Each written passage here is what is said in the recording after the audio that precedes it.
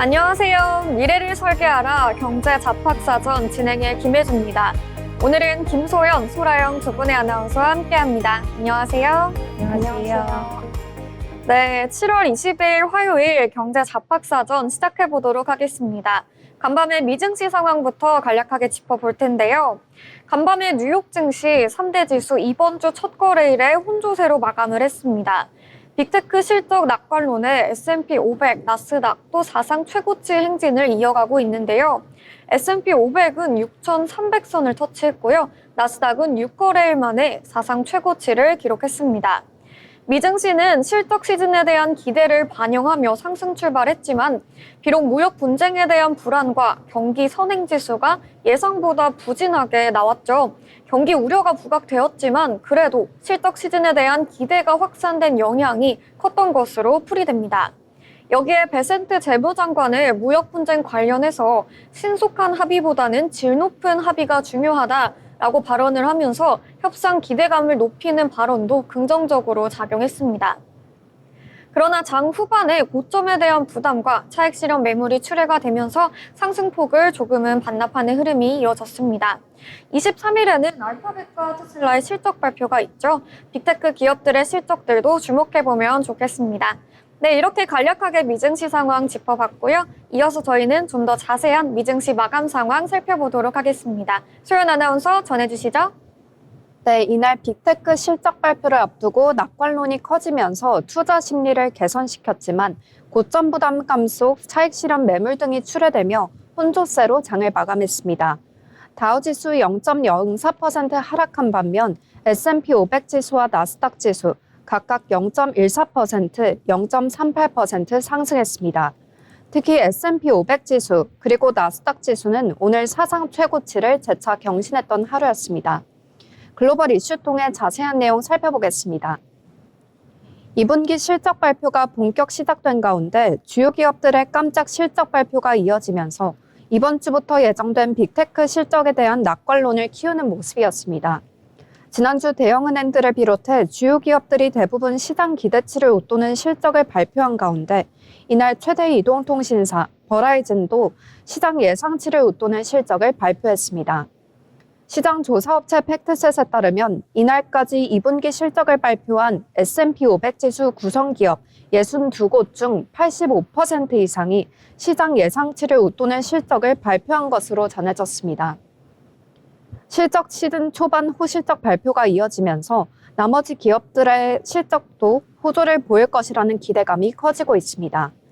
특히 이번 주 주요 빅테크 기업들의 실적이 발표될 예정인 가운데 팩트셋의 수석 애널리스트는 M7 기업들이 2분기 중 14%에 달하는 평균 주당 순이익 증가율을 나타낼 것으로 전망했습니다. 이에 투자 심리가 개선되며 증시에 긍정적으로 작용했고요. 다만 시장에서 고평가 논란이 이어지면서 상승폭은 제한된 모습이었습니다.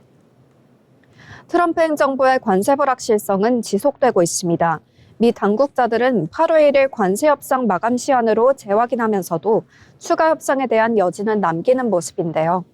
스콧 베선트 미 재무장관이 8월 1일 상호관세 유예 조치 만료를 앞두고 무역 합의에서 시기보다는 내용이 더 중요하다며 합의 타결을 서두르지 않겠다는 입장을 나타냈습니다. 베선트 장관은 이날 CNBC 방송과의 인터뷰에서 우리는 합의를 타결하기 위해 서두르지 않을 것이라고 밝혔습니다. 시한에 쫓겨 속도전에 나서기보다는 미국에 최대한 유리한 협상을 체결하겠다는 의미로 해석되고 있습니다. 하워드 러트닉 미 상무장관은 전일 CBS 방송과의 인터뷰에서 8월 1일에 새로운 관세율이 적용되지만 이후에도 국가들은 우리와 협상할 수 있다라고 언급하면서 후속 협상을 계속 이어가겠다는 뜻을 나타냈습니다. 한편 시장에서는 오는 22일로 예정된 제롬 파월 연방준비제도 의장 연사를 주목하고 있습니다. 오는 29일에서 30일 FOMC 회의를 앞두고 마지막 공개 발언에 나서는 파월 의장이 트럼프의 대통령의 집요한 금리 요구에도 관세발 인플레이션을 우려해 금리 동결 기조를 유지하고 있는 가운데 물가, 고용, 금리 경로에 대해 어떤 발언을 내놓을지에 대한 관심이 집중되고 있습니다. 시카고 상품거래소 패드워치툴에 따르면 장마감 무렵 연방기금금리 선물시장에서 9월 기준금리가 25 베이시스 포인트 인하될 확률은 전일과 비슷한 56.2%로 반영됐습니다. 마지막으로 이날 발표된 경기선행지수는 부진한 모습입니다. 미 경제분석기관 컨퍼런스 보드는 6월 미국 경기선행지수가 전월 대비 0.3% 하락한 98.8을 기록했다고 발표했습니다. 이는 지난 5월의 0%보다 낙폭이 커진 것으로 시장 예상치도 하회했습니다. 이로써 경기선행지수는 올해 상반기에 2.8% 하락하면서 지난해 상반기에 기록한 1.3% 하락보다 낙폭이 더 확대됐습니다. 다음으로 히트맵 함께 보겠습니다. 업종별로는 동락이 엇갈렸습니다. 헬스케어, 유틸리티, 제조업, 은행, 투자 서비스 업종 등은 하락했고요. 반면 소프트웨어, IT 서비스, 부동산, 유틸리티는 상승했습니다. 주요 기업들 이슈도 함께 보시죠. 엔비디아가 중국의 AI 칩 H20 판매를 재개할 수 있게 됐지만 제한적 공급에 그칠 수 있다는 분석이 나오고 있습니다. 정보기술 전문 매체는 엔비디아가 4월 미 행정부의 중국 수출 금지로 인한 기존 고객 주문 취소권과 TSMC에 예약했던 생산 요청도 철회하면서 이번 수출 재개에도 공급에 제한을 받을 수 있다고 보도했습니다. TSMC가 해당 생산 라인을 이미 다른 고객용으로 전환한 데다 기존 엔비디아 물량을 다시 생산할 경우 최대 9개월이 걸릴 수 있다는 것입니다. 엔비디아는 다음 달 27일 실적을 공개합니다. 메타가 애플의 AI 개발 핵심 인력 2명을 추가로 영입했습니다. 마크 저커버그 CEO는 메타로의 유인을 위해 일부 인력에는 4년간 최대 3억 달러, 약 4,200억 원 패키지 보상을 제안하기도 한 것으로 전해지고 있습니다. 이번 분기 실적 발표에선 메타의 AI 인재 영입, 초지능 연구소 설립 등 막대한 AI 투자 관련 사항에 주목할 필요가 있습니다. 월가 분석가들이 향후 애플의 주가 향방을 좌우할 요인으로 AI 경쟁에서의 제도약 여부를 꼽고 있습니다. 멜리우스 리서치 애널리스트는 애플이 AI 선도 기업으로 도약하기 위해선 퍼플렉시티 AI를 인수하고 연 $200 구독료를 부과해 수익화한다면 주가 상승의 계기를 맞을 수 있을 것이라고 전망했습니다. 앞서 블룸버그는 애플이 AI 전략 강화를 위해 퍼플렉시티 인수를 검토하고 있다고 지난달 보도한 바 있습니다. 모건 스탠리에서는 이번 분기 애플 실적이 견조할 것으로 예상했습니다. 다만 미국 법무부의 구글에 대한 반독점 소송에 따라 애플이 일부 수익 부문에 타격을 입을 수 있다는 점을 우려했습니다. 테슬라 주요 책임자들이 연이어 회사를 떠난 가운데 기술직 출신 임원이 판매 부문을 이끌게 됐습니다. 최근 테슬라에선 북미 유럽 시장 생산 운영 최고 책임자, 그리고 휴머노이드 로봇 옵티머스 개발 총괄 부사장 등 주요 임원들이 연이어 퇴사했습니다. 테슬라는 23일 장마감 후 실적 발표를 합니다. 이달 초 발표한 2분기 전기차 인도량은 지난해 대비 10% 넘게 감소해 시장 조사업체 팩트셋이 집계한 전문가 전망치에도 못 미쳤습니다. 지난달 서비스를 시작한 로봇택시 서비스 관련 향후 계획이 주목되고 있습니다. 지금까지 미증시 마감 시황 전해드렸습니다. 네, 미증시 마감 시황 함께 살펴봤습니다. 오늘 뉴욕 증시는 빅테크 실적에 대한 기대감이 시장에 감도는 분위기가 느껴졌는데요. 오늘 우리 시장에는 어떤 영향을 미칠지 저희와 함께 살펴보시면 좋겠습니다. 이어서 저희는 기업에 대해서 알아보는 시간 가져볼까 하는데요. 나영 아나운서 전해주시죠. 네, 요즘 혹시 어떤 기준으로 외식 공간을 고르시나요? 단순히 음식이 맛있어서? 네, 아니죠. 이제는 분위기, 공간, 그리고 사진이 잘 나오는지가 굉장히 중요해졌습니다. 지금은 단순히 무엇을 먹느냐가 아니라 어디에서, 어떤 경험으로 먹느냐가 중심이 되는 시대입니다. 그리고 바로 그 경험을 기획하는 기업이 있습니다. 오늘 제가 소개해드릴 기업은요, 브랜드를 공간으로, 공간을 콘텐츠로 풀어내는 기업, 바로 글로우서울입니다. 글로우서울은 2018년에 설립된 공간 기획 기업입니다. 하지만 단순히 인테리어 회사가 아닙니다. 이들은 브랜드를 하나의 이야기로 만들고 그 이야기를 공간에 녹여냅니다. 설계, 시공, 운영까지 모두 직접 진행하면서 공간을 하나의 살아있는 브랜드로 만드는 것이죠. 현재 구성원은 약 140여 명. 브랜딩, 건축, 영상, 시금 운영 등 모든 프로세스를 인하우스에서 직접 수행하고 있습니다. 글로우 소울의 가장 큰 특징은요, 컨설팅에 그치지 않고 브랜드를 직접 만들고 공간을 설계하며 운영까지 책임진다는 겁니다. 기획에서 끝나는 것이 아니라 브랜드가 살아 숨쉬는 공간을 완성하는 것이죠.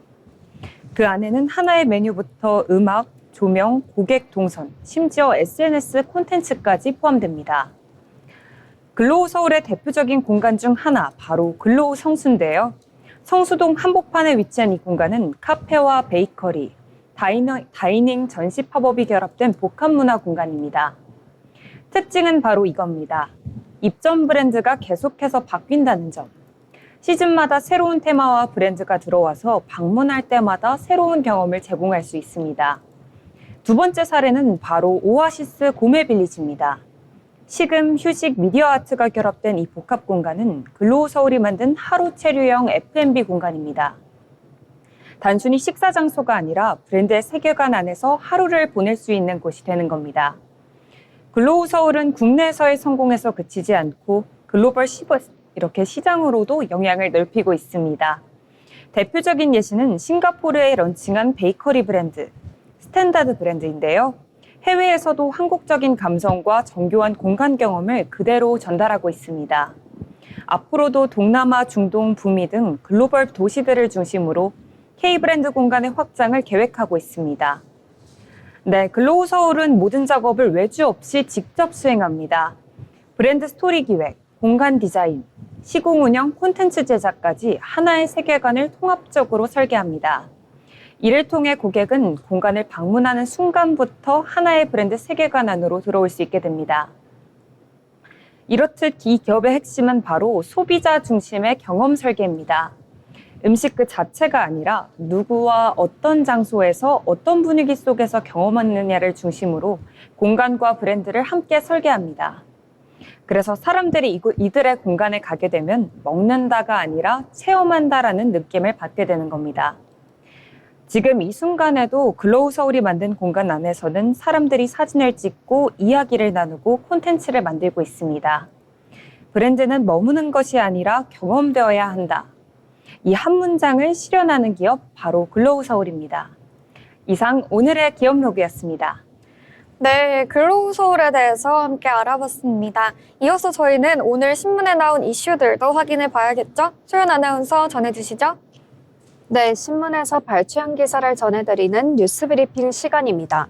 오늘은 4가지 소식 준비했는데요. 먼저 첫 번째 소식부터 보시죠. 미국 중앙은행의 정치적 독립성이 흔들릴 것이라는 우려가 커지자 월가에서 이른바 파워레지, 즉 위험회피 전략이 주목받고 있습니다. 현지 시간 20일 블룸버그 통신에 따르면 지난 16일 시트리니 리서치 애널리스트는 고객 5만 명에게 2년 만기 미국 국채를 매수하고 10년 만기 국채를 매도하라는 내용의 투자 조언을 발송했습니다. 도널드 트럼프 미국 대통령이 제롬 파월 연준 의장을 향해 연일 비판 수위를 높이는 가운데 파월 의장이 조만간 해임될 수 있다는 보도가 나온 직후였습니다.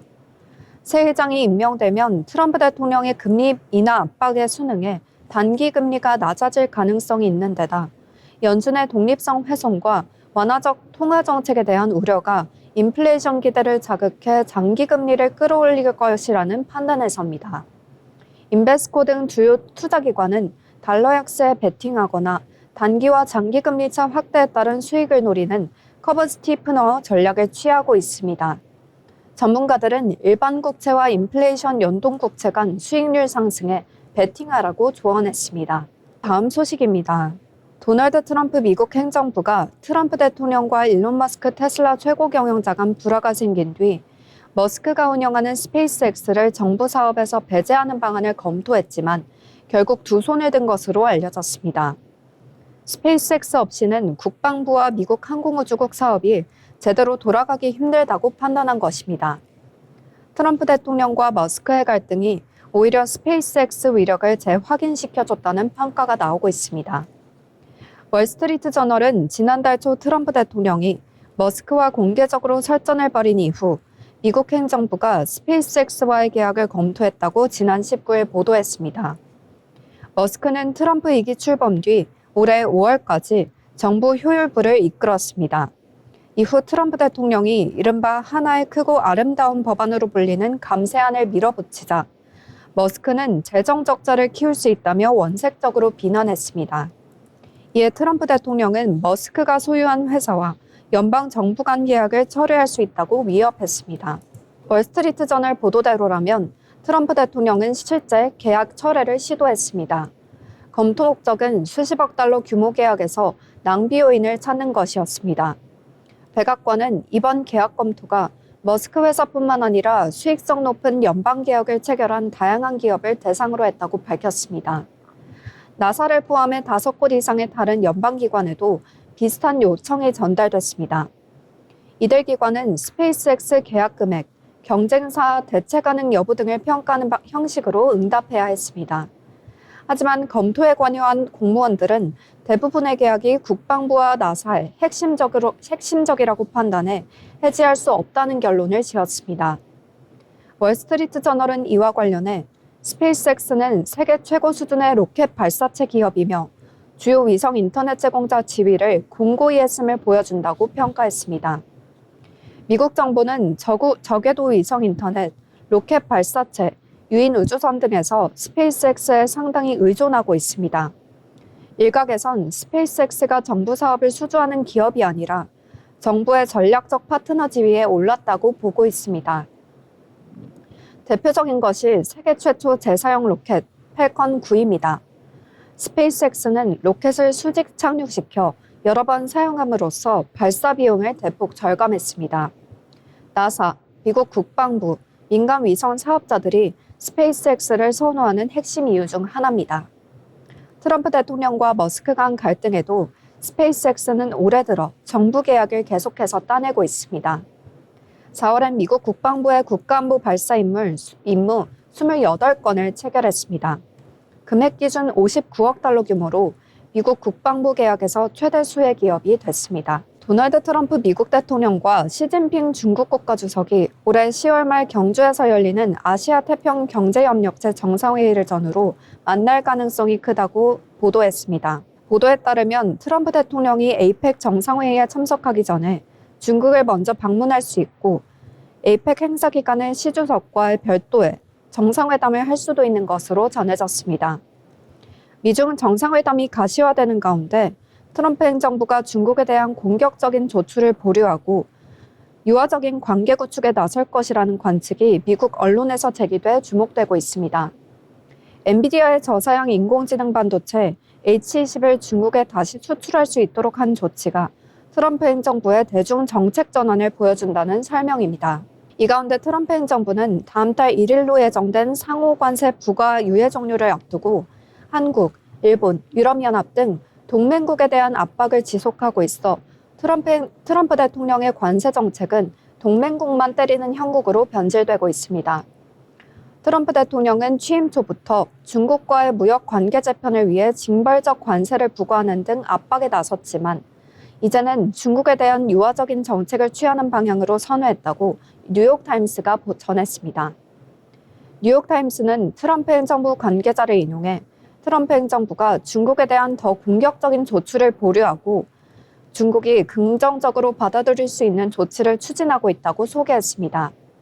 여기에 엔비디아 AI 칩 H20의 수출 통제 조치를 번복한 것 역시 포함된다는 것입니다. 마지막 소식입니다. 중국 정부가 올해 히토류 채굴 및 재련 쿼터를 이례적으로 비공개로 배정한 것으로 알려졌습니다. 히토류 공급 주도권을 흔들림 없이 유지하려는 전략적 판단으로 풀이됩니다.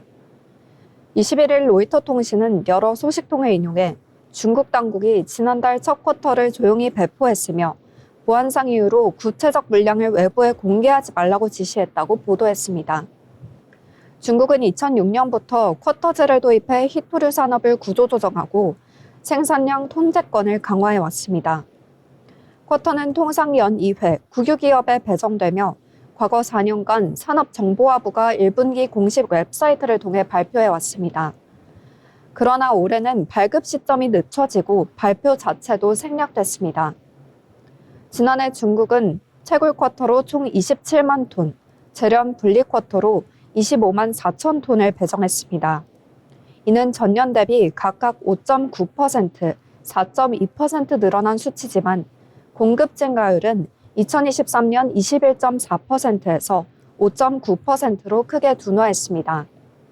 공급 확대보다 통제 강화를 택하는 것으로 해석되고 있습니다. 쿼터 배정 기업도 대폭 축소됐습니다. 2023년부터 중국 휘토류 집단과 북방 히토 고기술 그룹 두 곳에만 쿼터가 배정되며 기존 6개 국유 민간 기업에서 국유기업 지원심 체제로 재편했습니다. 중국은 전 세계 히토류 생산의 70% 이상을 차지하며 해당 자원을 전략적 수단으로 활용하려는 움직임을 본격화하고 있습니다. 최근 미국의 대중관세 인상에 대응해 일부 히토류 원소와 자석을 수출 제한 품목에 포함시켰고, 이 때문에 중국의 완성차 업체 일부는 생산 차질을 겪었습니다. 중국은 유럽연합과의 무역 갈등 속에서도 히토류 공급망 주도권을 유지하기 위해 규제 수위를 계속 높이고 있습니다. 중국 정부는 전략 광물 밀수가 빈번해지자 단속 수위도 한층 끌어올리고 있습니다. 특히 최근 중국 주요 부처가 참석한 범정부 전략 광물 밀수출 특별 단속 회의가 열렸습니다.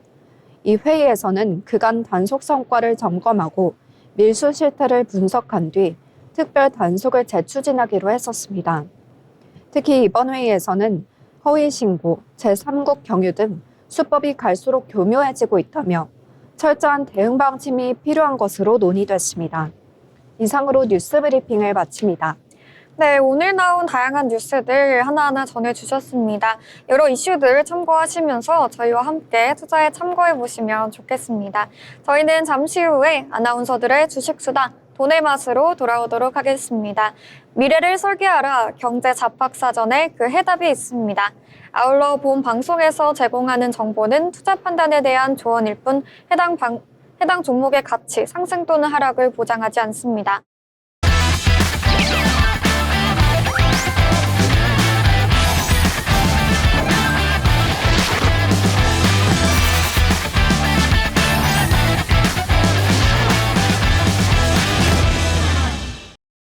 네, 이번 시간은 투자의 고수가 되고 싶은 아나운서들의 경제 이야기, 주식 이야기 나눠보는 시간입니다. 먼저 오늘 국내 증시 마감 상황부터 짚어보도록 하겠습니다. 오늘 양시장 모두 숨고르기 장세에 들어갔는데요. 자세한 지수 분위기 코스피부터 살펴보도록 하겠습니다. 먼저 코스피는요, 장중 연고점을 돌파했지만 이내 하락 전환을 하면서 숨고르기 장세에 들어갔습니다. 2분기 글로벌 기업들의 호실적 전망에도 불구하고 다음 달 1일 트럼프 행정부의 상호관세 부과 시점이 다가오는 데다 최근 서머랠리에 따른 차익 실현 욕구가 나온 것으로 풀이가 되는데요. 22일 코스피 지수는 전거래일보다 1.27% 내린 3,169선에 장을 마쳤습니다. 전장보다 하락 출발한 지수는 바로 상승 전환한 뒤에 오름폭을 키워나가 한때 지난 11일 종전 연고점을 넘어섰는데요. 하지만 외국인과 기관의 매도세에 추가 상승을 하지 못하고 3,200선 아래로 내려갔습니다. 자세한 수급도 살펴보겠습니다. 이날 외국인과 기관은 각각 1,610억 원, 4,139억 원 순매도했고요. 개인이 5,144억 원 순매수했지만 지수 하락을 막기엔 부족했습니다. 코스피의 약세는 최근 상승 랠리에 따른 차익 실현 매물이 출회된 영향으로 풀이가 되겠습니다. 이어서 코스닥도 살펴보겠습니다. 코스닥 지수는 전거래일보다 1.06% 하락한 812포인트의 거래를 마감했는데요.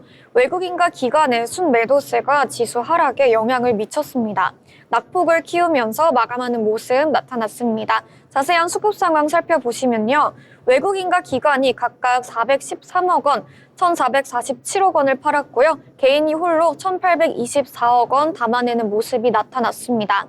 이어서 시가총액 상위 종목들의 흐름들도 짚어보도록 하겠습니다. 먼저 코스피 살펴보겠습니다. 전반적으로 파란불 켜면서 하락 마감하는 모습이 나타났습니다. 어제 소폭 상승했었던 삼성전자는 오늘 강하게 빠졌는데요. 2.65% 하락한 66,000원에 장을 마쳤습니다.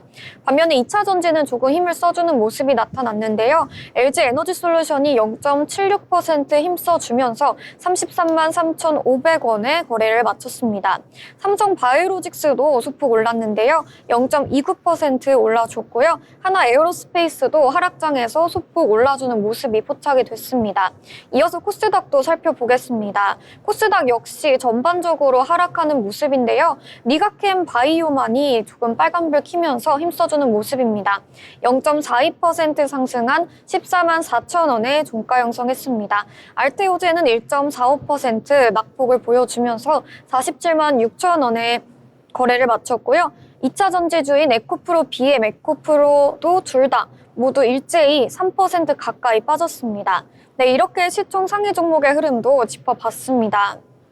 코스피의 약세는 최근 상승 랠리에 따른 차익 실현 매물이 출회가 된 영향으로 풀이가 되는데요.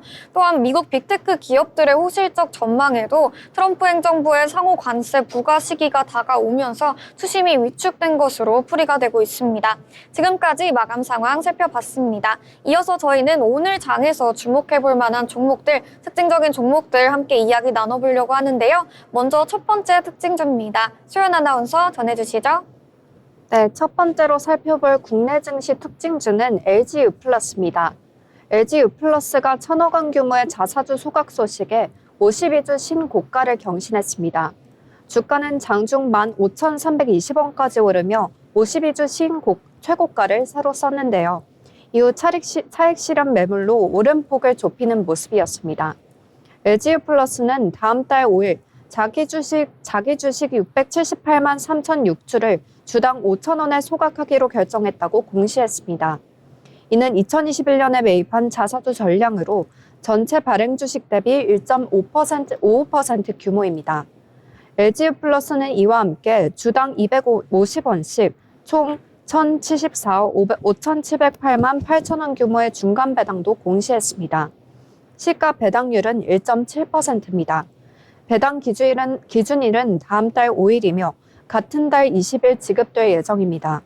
LG유플러스는 기업가치 제고를 위해 800억 원 가량의 자사주를 추가로 매입한다는 계획도 밝혔습니다.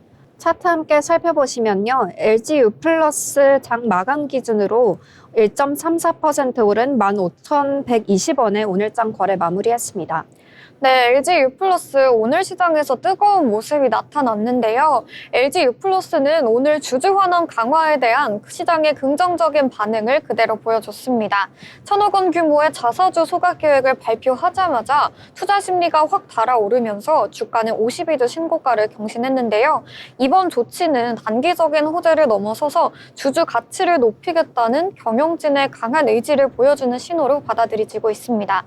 실제로 LG유플러스는 올해 들어 지속적으로 현금 흐름 개선과 이익 안정성을 강조해왔죠. 그에 걸맞은 구체적인 액션이 나왔다는 점에서 신뢰도도 높아지고 있습니다.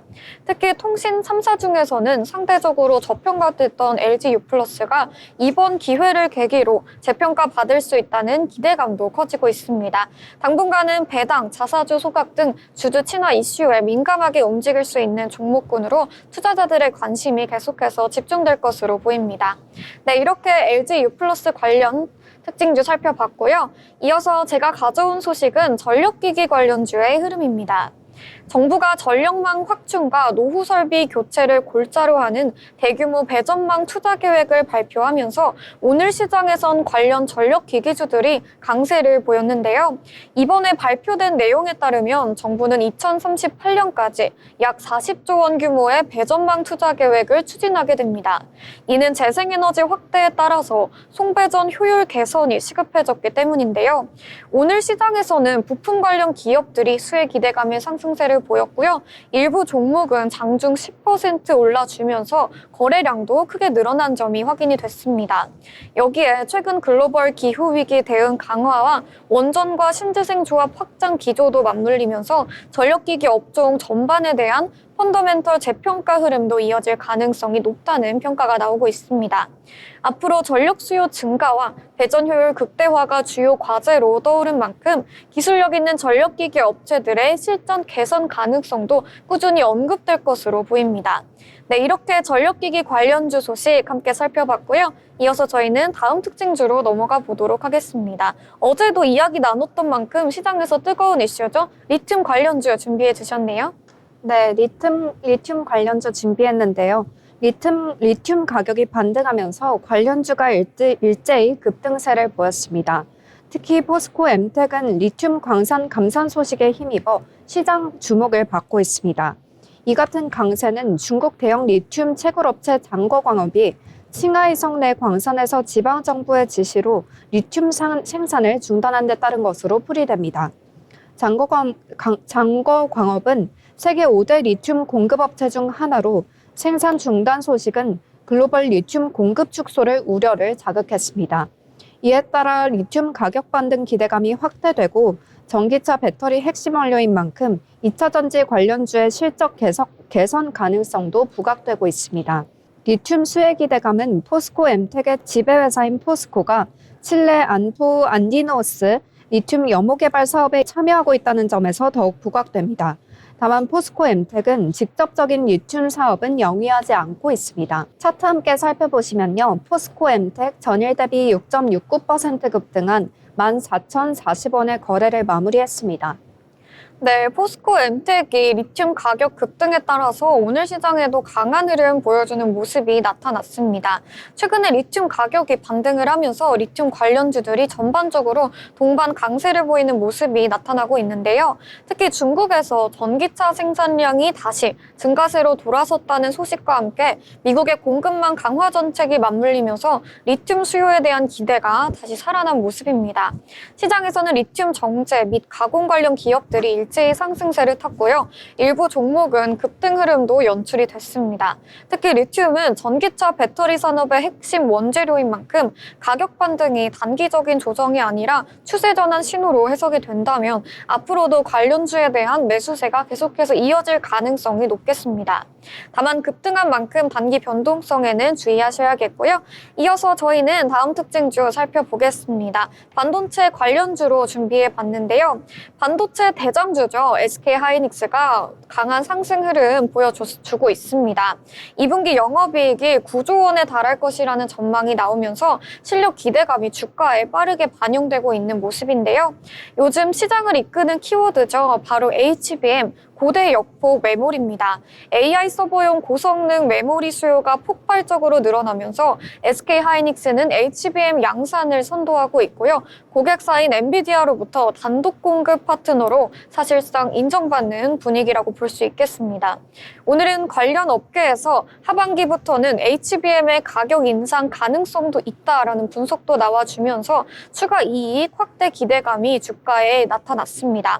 최근에는 기관 외국인의 수급도 SK하이닉스로 몰리면서 주가는 장중 사상 최고가인 31만 원 선을 넘는 흐름도 나왔었죠. 연초 대비 2배 넘게 오른 상황에서도 여전히 실적 모멘텀이 강하게 작용 중입니다. 반도체 사이클 회복과 AI 성장세가 함께 맞물리는 만큼 하반기 SK하이닉스의 실적과 주가 흐름 모두 탄력 있게 이어질 수 있다는 전망도 보여지고 있습니다. 네, 이렇게 반도체 관료주도 함께 살펴봤고요. 이어서 저희는 마지막 특징주 함께 살펴보겠습니다. 수연 아나운서 전해주시죠. 네, 마지막 특징주는 BH입니다. BH가 급등했습니다. BH가 폴더블 아이폰 내부 디스플레이 독점 업체인 삼성 디스플레이의 사실상 독점 연성 회로 기판 공급사일 것이란 증권가 분석이 영향을 준 것으로 풀이됩니다. IM증권은 이날 보고서를 통해 BH가 삼성 디스플레이의 독점 연성 회로 기판 공급 업체일 것으로 추정했습니다.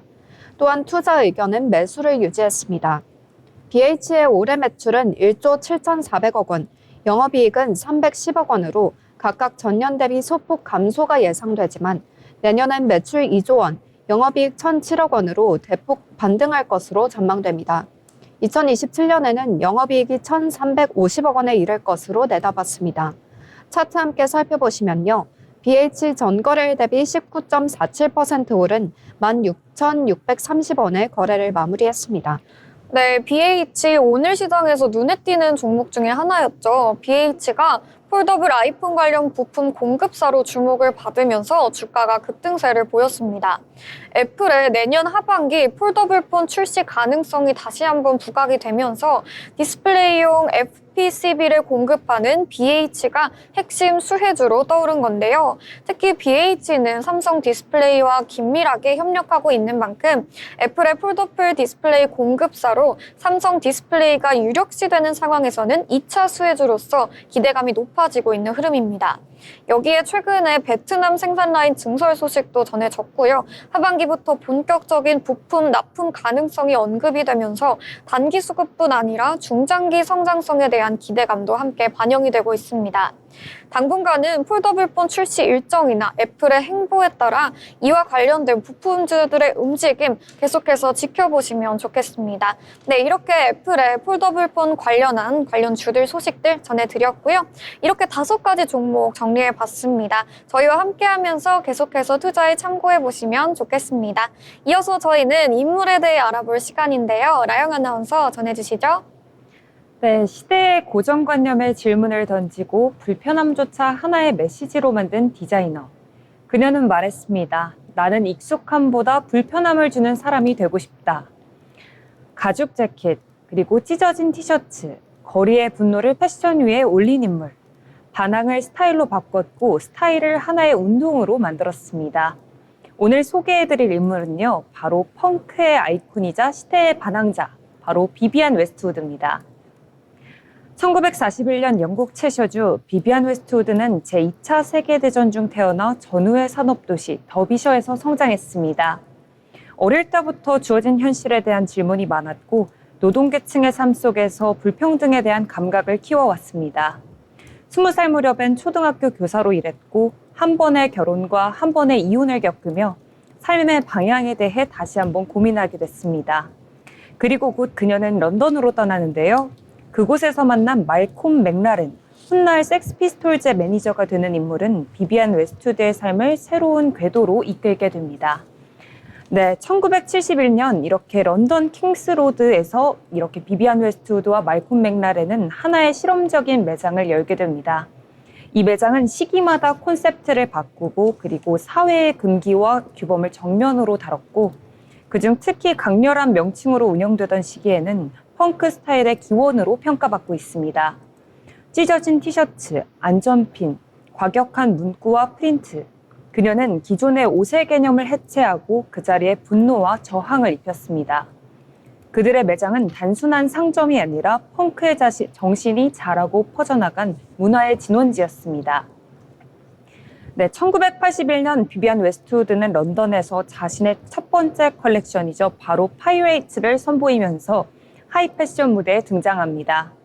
버팔로 걸스, 그리고 미니 크리니, 위치스 등 컬렉션마다 강한 시각적 상징과 문화적 인용이 담겨 있었고 그녀는 단순한 펑크 디자이너를 넘어 지적인 창작자이자 해체주의적인 사고를 가진 디자이너로 자리매김하게 됩니다. 그녀의 작품은 역사, 민속, 철학, 그리고 거리 문화가 결합된 복합적인 메시지의 집합체였습니다.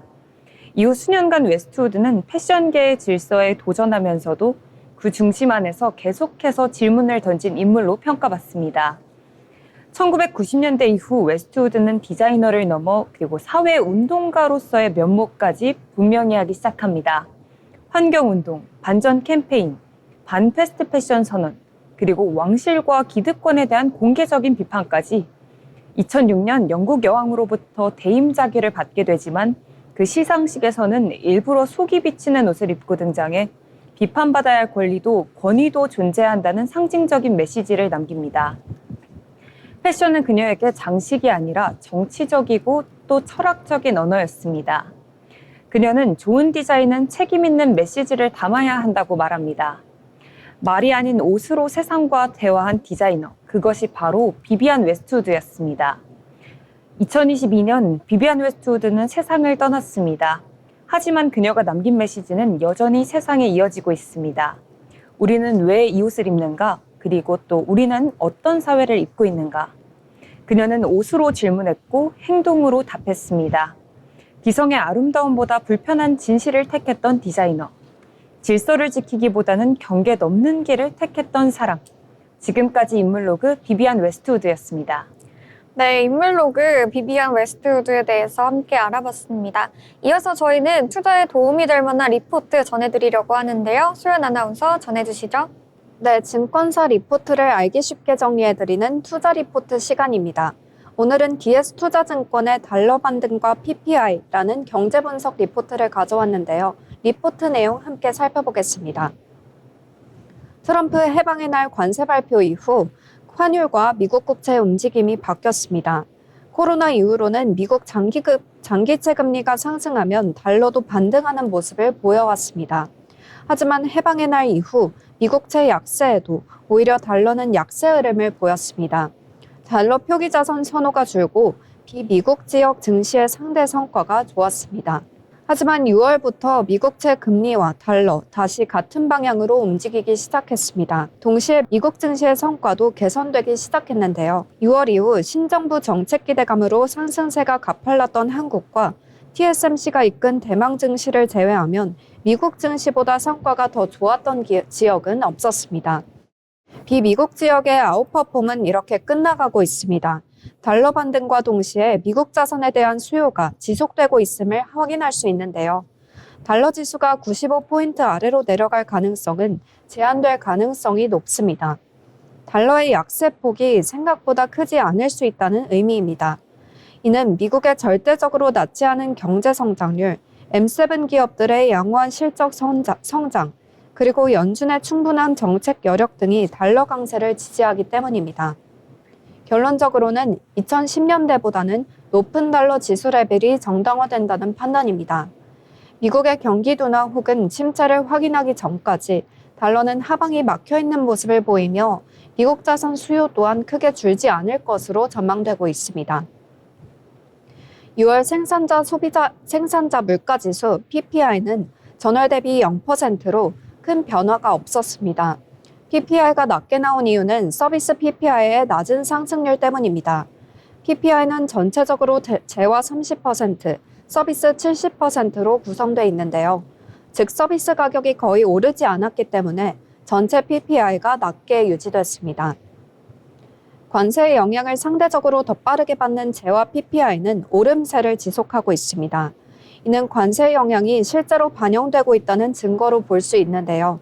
여기서 재화는 최종재 PPI, 즉 생산자가 직접 소비자에게 판매하는 제품 가격을 의미합니다. 반면 서비스 PPI는 오르지 않았는데 그 이유는 서비스 산업이 마진 축소를 감수하거나 수입 물가 상승에 덜 민감하기 때문으로 해석되고 있습니다. 파월의 말대로 누군가는 관세를 부담해야 합니다. 하지만 지금은 소비자보다 수입업자 및 제조, 그리고 유통업자의 부담이 더 큰 것으로 보이고 있는데요. 가격 인상분이 소비자에게 전가되지 않을 경우 고용 둔화가 빠르게 나타날 수도 있습니다.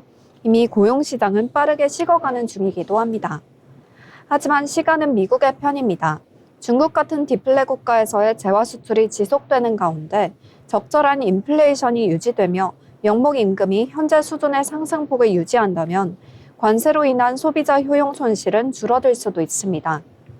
결국 추세적인 강달러 환율이 어려운 데다 중국의 디플레이 상황까지 감안하면 수년 내에 관세로 인한 효용 손실도 크게 감소할 가능성이 있습니다. 마지막으로 파월의 말대로 여름 지표를 확인해야 합니다. 트럼프의 관세 유예로 인해 7월에서 8월 데이터에서 명확하게 확인할 수 있을지는 여전히 불분명합니다. 그러나 경기 하방 리스크가 커지는 상황으로 판단되기 때문에 연준의 기준금리 인하를 유도하는 요인은 물가보다는 경기일 가능성이 큽니다. 오늘의 리포트 내용 참고하셔서 하반기 투자 전략 세우실 때 달러 방향성과 고용 경기 흐름, 그리고 연준의 통화정책 전환 시점을 주의 깊게 살펴보시기를 바랍니다. 이상으로 투자 브리핑이었습니다.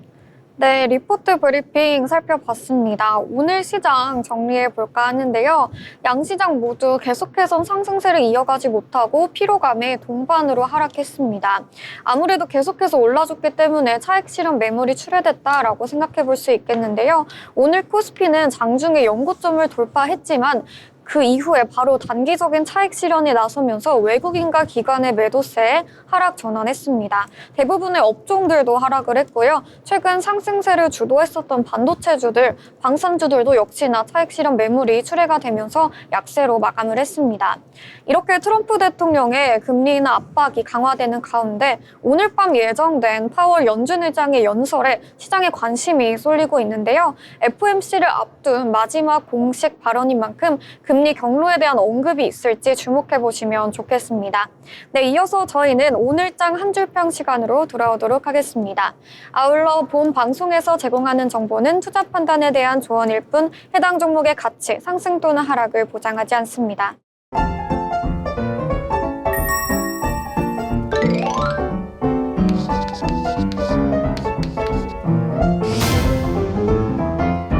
네, 오늘의 마지막 순서 오늘장 한 줄평 시간입니다. 한 분 한 분 오늘 장에 대해서 이야기 나눠보겠는데요. 먼저 라영 아나운서 오늘장 어떻게 보셨을까요? 네, 오늘장은요, 아무래도 장 초반엔 코스피가 3,220선까지 오르면서 기대감을 모았지만 외국인과 기관의 동반 매도로 결국 3,200선 아래로 밀려 내려갔습니다. 미국발 관세 우려가 다시 고개를 들면서 우리 시장엔 부담이 됐다는 평가인데요. 오늘 증시는 이렇게 표현해 볼 수 있을 것 같습니다. 기대했지만 결국 관세 리스크의 찬물 한 바가지라고 요약할 수 있을 것 같습니다. 네, 좋습니다. 그동안 좋은 모습 보여줬지만 오늘은 좀 쉬어가는 모습이 나타난 오늘 증시였습니다. 이어서 소연 아나운서도 들어보겠습니다. 네, 오늘 뉴욕 증시는 S&P 500과 나스닥은 최고치를 재차 경신했던 하루였고요. 반면 국내 증시는 하락 마감한 하루였습니다. 그래서 오늘 한 줄평으로 정리하자면 엇갈린 모습이 나타나는 하루였다라고 정리할 수 있을 것 같습니다. 네, 맞습니다. 미증시는 사상 최고치를 이어가고 있지만 우리 증시는 조금 하락하면서 엇갈린 흐름이 나타났습니다. 네, 오늘 시장, 오늘은 쉬어가고 내일 한번 다시 힘차게 달려보자 라고 정리해보면서 오늘 방송 마무리해보도록 하겠습니다. 내일 더 알찬 소식으로 찾아뵙도록 하겠습니다. 시청해주신 여러분 고맙습니다.